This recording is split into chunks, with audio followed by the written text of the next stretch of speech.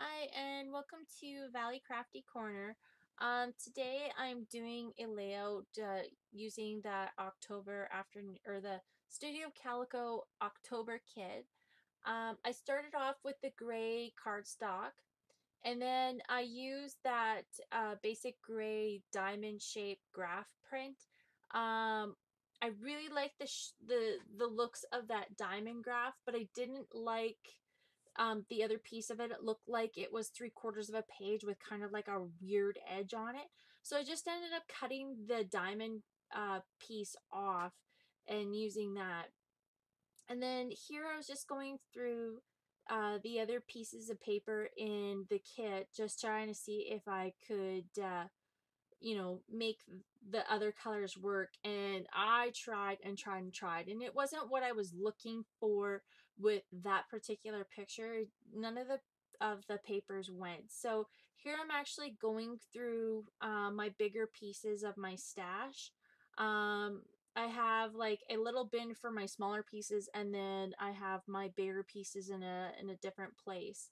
So I was just rifling through and trying to see what kind of colors that I really liked with the pictures. And I knew that I needed another color in with the pictures. I had a hard time figuring out what it was going to be. And I actually ended up choosing a very neutral, masculine tone to the pictures, just because, or to the papers, just because the pictures are so masculine because they're both wearing plaid and they're both boys. And I didn't want to girl it up with too much, pattern paper going on. So I left it very masculine looking. So again, I'm just rifling through the papers, and I have tons of scrap paper. So I'm sure you guys can all relate to that.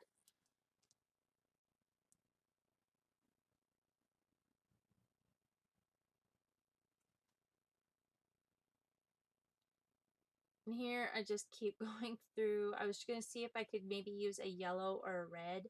So that's why you see like the dominant colors being like grays and blues and reds. I tried a green, but I knew it was not going to happen.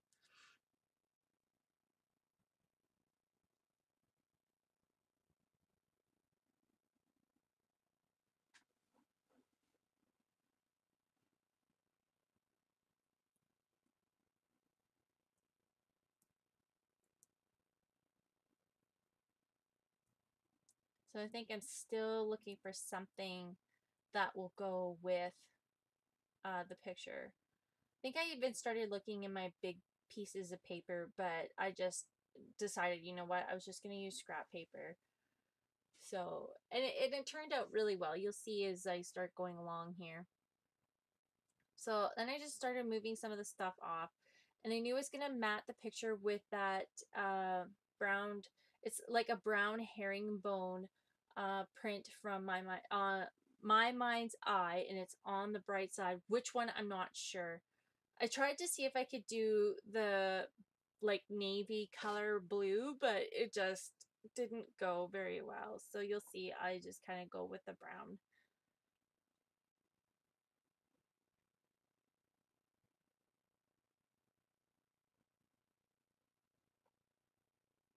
And then just moving stuff out of the way. But I just wanted to get a very thin border of that brown all the way around a picture, just to mat it so that it wasn't too busy against all the other pieces of paper going on there.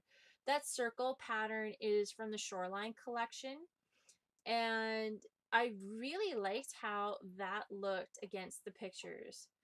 I don't know why that went. Maybe just because it's a really navy blue pattern. But like, I mean, I know you wouldn't think of the Shoreline collection for, a masculine card, but that navy print really went well for a masculine theme. And this is that Pebbles paper on the set. I think it's called On the Sunny Side, if I remember right. And I just took the back side of that navy polka dot because it has like that dictionary terms, and I wanted to use that as part of a layer. And here, that's just a piece from like a branding strip from one of the pieces of paper, but you'll see I try to use it a couple times, but it just doesn't go. And see here again, I'm trying to like pull another color in, but no matter how hard I tried, I just couldn't. And that graph print is from My Mind's Eye Miss Caroline collection. And you would think that the gray on the gray would be a little bit too tone on tone, but just because it was going across the page and it was just a slightly different color to gray, it didn't wash out. So I really like how that gray fell into there. It's a different tone of gray too, I should say. And see, there's that piece that came off from the other side of that basic gray paper that I just can't use. I've tried and tried and tried. I shouldn't say can't. You never know. It might end up in one of my layouts yet, but it's just really difficult to use. And then there's some more of those Jenny Bolin ticket strips, the perforated ticket strips. I love those. They are a very good staple, I would say, because you don't even have to use them in a full strip. You could use them individual and stamp an image on one piece of those, and it could be an embellishment on its own. But I like how that craft background on the ticket pieces really grounds the pictures down. I really like that look. And that's probably why you see me use quite a few of those. And here I just am inking up with the Black Soot Distress ink from Tim Holtz. I wasn't going to follow my mistake from last time and not use the black ink. Um, this time I needed to use the black ink because it was so masculine. The vintage photo would have got lost. It wouldn't have defined the pages as well as the black soot. So everything is going to be um, inked up on the edges with that black soot ink.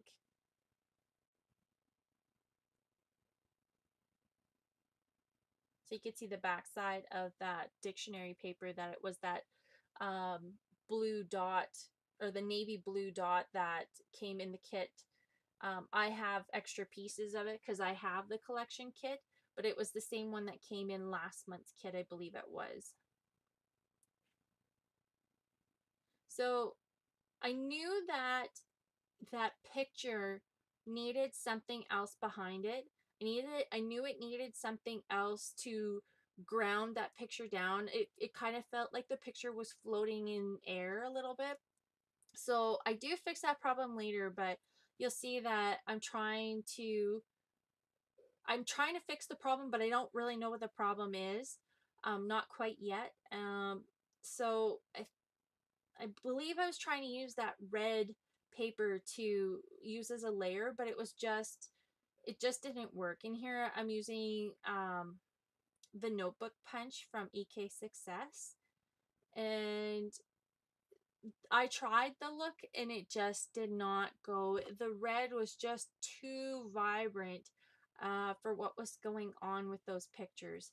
It really distracted, and I wasn't going to follow my mistake from my last layout that I made. I didn't want to distract away from the photos. So I don't end up using this red dot piece. And that's from the Miss Caroline collection, and it's from My Mind's Eye. So you can see I'm like, yeah, I think I tried inking it up even, but I don't end up using it. I tried looking at the Shoreline collection to see if I could make some more of that red work, but it just didn't. But I usually have where I've tried a couple things and then I'll try moving on in a different direction. Like I knew I wanted my photos in that, or my layout to go in that direction. So I start gluing down pieces of paper just so I don't get overwhelmed by getting stuck on a piece. And see here I brought out that strip from the basic gray paper again. I was pretty determined I was going to use it, but I didn't. And I brought out the papers from the collection again to see if I could use them in the layout. I felt like I should, but I really quickly gave up on that idea. And you'll see I'll bring it out a couple times to try and use it. I did use this Teresa Collins vintage paper. I think it's Vintage Vines is what I think it's called. There was some words in here that I used, and one was charming and one was family. So I cut those out because I was going to layer them on the photo.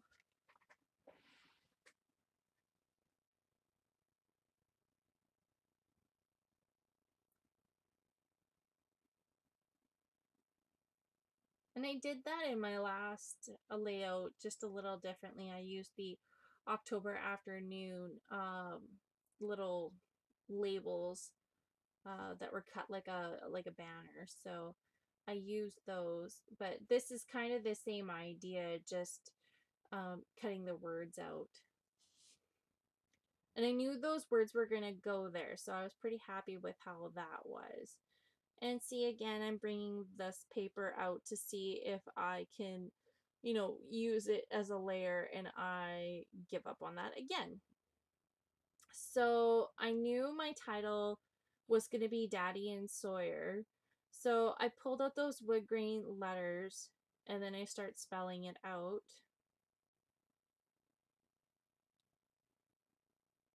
And I usually put my pictures or my letters on some wax paper, especially if I'm not 100% sure where my title is going to go. That way I'm not 100% committed to where they are on the layout, and then I'm not mad at myself for, where I've put them.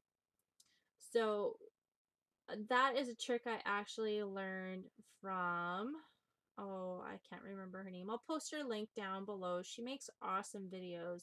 I just love her videos. She does a start to finish kind of similar to what I do, and it's so freaking cool. And here's a funny little thing. I started putting Andrew because that's my other nephew, and then I'm like, whoops, wrong nephew. So I had to change it out and put Sawyer's. So I thought that was kind of funny. That's called getting old. But yeah, so just putting those down, and that's where it's going to stay. And I don't know why I was so worried about fiddling around with those letters, considering they were on the wax paper and not on the layout, so it didn't matter if they were completely straight or not. It was just the idea for placement. So that is where it's going to go on the layout. But I knew it needed something else. I knew it had to have something else to ground that photo down. And so here's my little Corningware dish that I love so much because I put everything in it that, you know, um, that is small that I don't want to lose or not use. So I just flip through, and it's a very visual thing for me. I just flip through and kind of pick out things that I like, and I really like it. And it's such a small Corningware dish that you can't really do anything. You can't cook with it or anything because it is so small. Like, what are you gonna put in it?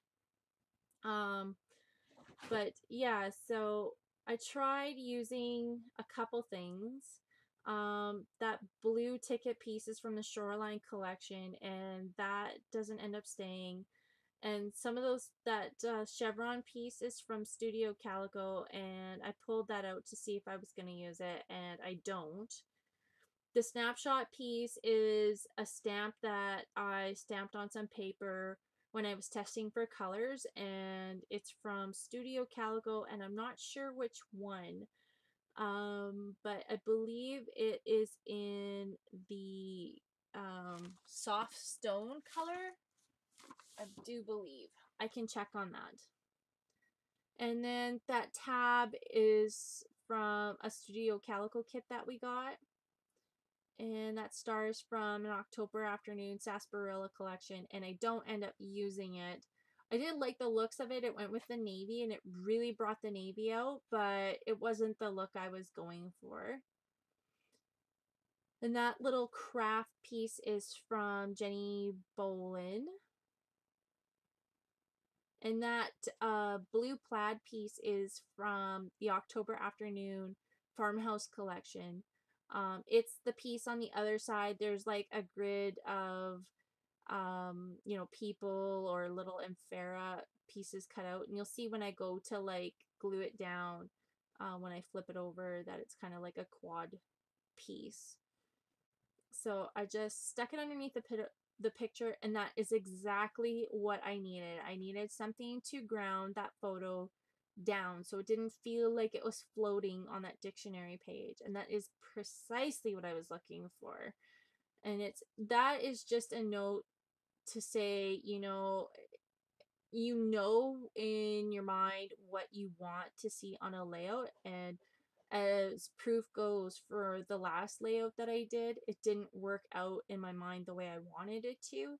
And this one turned out more so the way I wanted it to. So I'm pretty happy with how this one turned out. So I just attached that little potty people tab to that craft circle and just lined it up so it didn't look odd. So I like how that turned out. So now you can see I'm just starting to attach the little pieces. And that piece there is from the October Afternoon 9 to 5 collection. It's just one of those little tidbits. And I think now is when I put the stickers on, or the alphas on. Yeah, I do.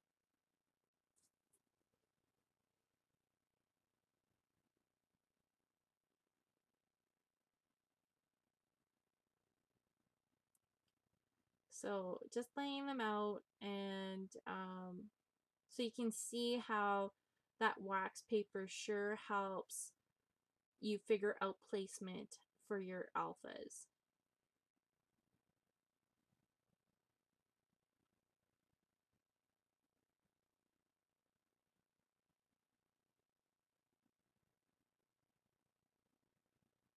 And that E was giving me a little bit of trouble, but we got her down.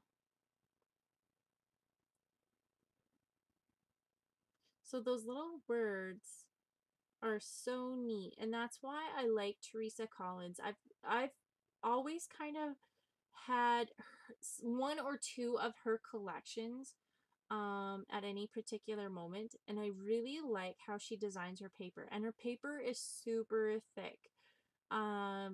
Some people like that, some people don't, but I really like how she designs her paper, that when she puts her die cuts, she double sides them so that if you wanted to use it on acrylic, you could. Not that I'm an acrylic person, but that's food for thought for you. Here I'm doing my journaling on the side. Um, I have found I am getting much better at journaling than what I used to be. And I think the difference is now I journal pretty soon after I put my title down. Um, and it forces me to find a spot for journaling and to write it down when I'm thinking about it. If you look at my previous pages, not that I've ever made any videos on them, but I would always make a spot for journaling before I would do much of anything else, and I would leave it and leave it and leave it. And a lot of my early scrapbook pages don't have journaling on them just because I hated doing it. And now I really don't mind doing the journaling, just because of the way the process for the scrapbooking goes. Is I don't feel like I have to do the layout and then do my journaling after the page is all finished.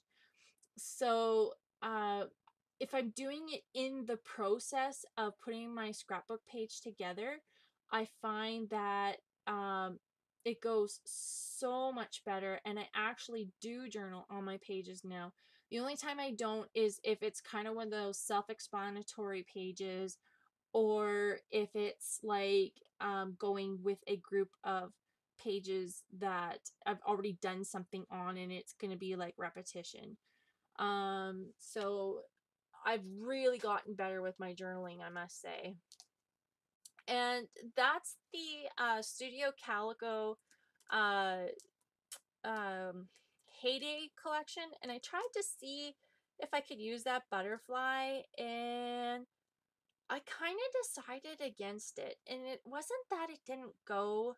I really liked the butterfly on there, but I didn't want to girl it up. And I know butterflies aren't overly girly, but I just didn't want to take the chance of girling it up, especially because my brother was coming over like the next day. So I didn't want him to go, "What the hell did you put a butterfly on a layout of me for?" So I used one of those puffy camera stickers. I really liked how that looked. So yeah, you'll see that I don't end up using the butterfly anyway.